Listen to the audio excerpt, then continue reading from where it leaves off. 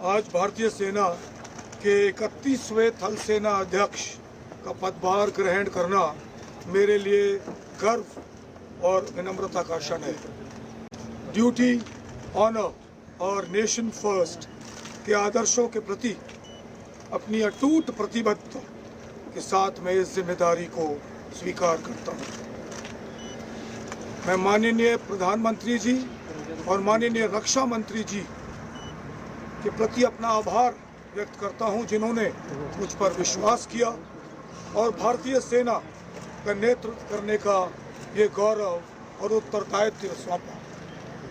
मैं उन वीर सैनिकों को भी अपनी विनम्र श्रद्धांजलि अर्पित करता हूं, जिन्होंने राष्ट्र की सेवा में अपना सर्वोच्च बलिदान दिया।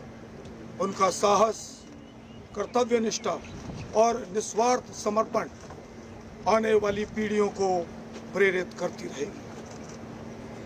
भारतीय सेना, जैसे कि आप सब वाकिफ हैं, एक कॉम्बैट रेडी और बैटल हार्डन्ड फोर्स है और युद्ध क्षेत्र की हर चुनौती का सामना करने के लिए सदैव तैयार और सक्षम है।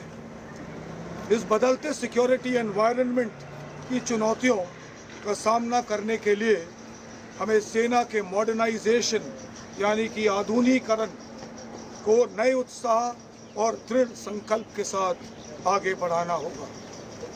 हमारा उद्देश्य एक ऐसी technology enabled future ready army का निर्माण करना है जो हर तरीके से सशक्त हो और मल्टी डोमेन में ऑपरेट करने के लिए सक्षम हो।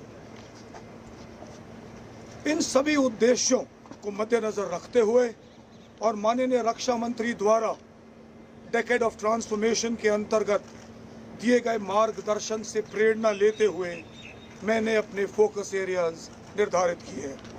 आई have put them together in an acronym called Vijay. Vijay का प्रत्येक लेटर व अक्षर मेरी प्राथमिकताओं को दर्शाता है और इनका मैं संक्षेप में विवरण करूंगा। सबसे पहला letter V for vigilance and readiness, अर्थात सतर्कता व तैयारी।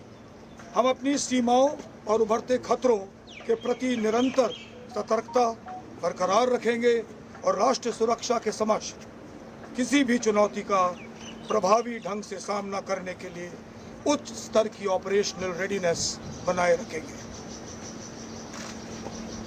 आई फॉर इनोवेशन एंड ट्रांसफॉर्मेशन, यानी कि नवाचार तथा परिवर्तन। My focus will be to innovate both in doctrine and technological solutions. नवाचार हमारी सोच, कार्य प्रणाली और क्षमता विकास का अभिन्न अंग होगा। इसके अतिरिक्त बदलते युद्ध क्षेत्र के अनुसार जरूरी ट्रांसफॉर्मेशंस को भी अंजाम दिया जाएगा। J for jointness and integration, यानी कि संयुक्ता और एकीकरण। भारतीय सेना की ऑपरेशनल इफेक्टिवनेस को बढ़ाने के लिए हम वायु सेना और नौसेना के साथ सिनर्जी यानी पूर्ण रूप से तालमेल व समन्वय बनाए रखेंगे। मुझे इस बात का पूरा एहसास है कि राष्ट्रीय सुरक्षा केवल सैन्य शक्ति तक ही सीमित नहीं है, बल्कि मिलिट्री सिविल फ्यूजन और होल ऑफ नेशन अप्रोच के तहत सभी संगठित प्रयास का विषय है। ये इंटीग्रेटेड अप्रोच हमें नेशन बिल्डिंग में भी सहभागी बनाएगा और विकसित भारत 2047 के लक्ष्य की ओर अग्रसर करेगा। ए फॉर आत्मनिर्भरता, स्वदेशी क्षमताओं तथा देश में विकसित टेक्नोलॉजीज की मदद से हम एक सेल्फ रिलायंट सेना बनाएंगे। The overall aim will be to win our wars with indigenous solutions, स्वदेशी समाधानों से युद्ध में विजय। और आखिर में वाई फॉर योद्धा फर्स्ट। मेरी परिभाषा में एक अग्निवीर से लेकर सबसे वरिष्ठ वेटरन तक सब योद्धा है और ये योद्धा हमारी सेना की सबसे बड़ी ताकत है। हमारे सैनिकों का टेक्नोलॉजिकल थ्रेशोल्ड और ट्रेनिंग के स्तर को और मजबूत करना मेरी मुख्य प्राथमिकता होगी। हमारे वेटरन्स और वीर नारियां हमारे सैन्य परिवार के अभिन्न अंग हैं और उनका वेलफेयर, एम्पावरमेंट और प्रोफेशनल ग्रोथ मेरे लिए अत्यंत महत्वपूर्ण रहेगी।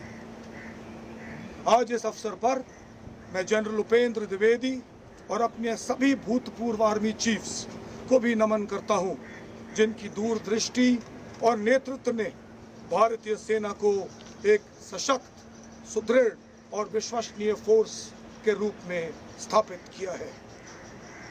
इस मौके पर मैं देश के प्रत्येक नागरिक को भी आश्वस्त करता हूं कि भारतीय सेना देश की सॉवरेनिटी, टेरिटोरियल इंटेग्रिटी और राष्ट्र हितों की रक्षा के लिए हर प्रकार से तैयार है और हमेशा रहेगी। अंत में मेरा ये मानना है कि माननीय प्रधानमंत्री जी द्वारा सेनाओं के लिए दिया गया मूल मंत्र, जिसका नाम जय यानी कि जॉइंटनेस, आत्मनिर्भरता और इनोवेशन, मेरी प्राथमिकताओं जिसका मैंने विवरण किया, उस एक्रोनिम विजय की बुनियाद है और हमें पूर्ण रूप से हमेशा सफलता दिलाएगी। अतः मेरा आदर्श वाक्य होगा, जय से विजय। जय हिंद और जय भारत। धन्यवाद, आप सब इधर आए, बहुत बहुत मेहरबानी। और इसी साथ मिलकर फौज के